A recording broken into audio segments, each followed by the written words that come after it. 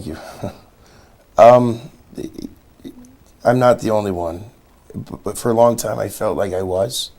I felt very alone.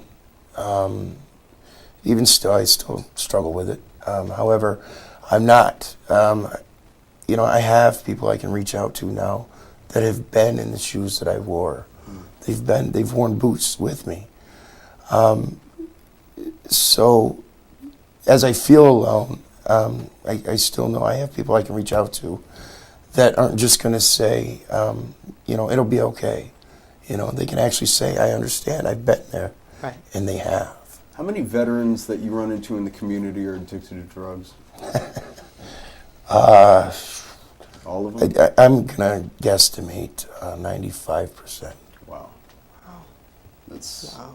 That's crazy. We have 10,000 veterans in this community, and he's not saying that 10,000 are addicted to drugs or alcohol, just the ones he's encountered. The ones I come in contact with. Does it add another dynamic when you have, and I'm certainly not a doctor, nor I'm going to play one right now, but PTSD on top of addiction, on top of anything else that you may be going through? How much more stressful of it, and how much more impactful is it for you or any other veteran dealing with that complication of series of illnesses? Well, it's 100 times harder.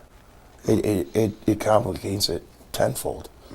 A lot of times it's the PTSD that causes the substance abuse issues. You just want it to stop. You want it to go away. But it doesn't. It may for a while, but as we all know, it comes back.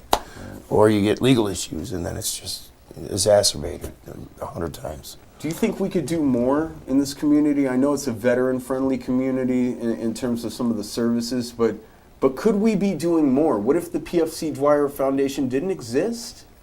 If we didn't exist, it would be, there'd be a huge lacking of support for the current veterans and the ones that are going to return from combat or overseas, or just being away from home for the first time is extremely stressful.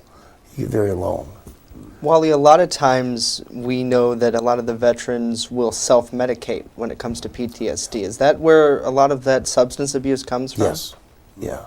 Describe what PTSD is for people, because we use it all the time in the media, and we know it's post-traumatic stress disorder, but what do you feel when you have PTSD? Oh boy, there's any number of things that you could feel. Anywhere from extreme anxiety to the worst depression that you can imagine. There's such a wide array.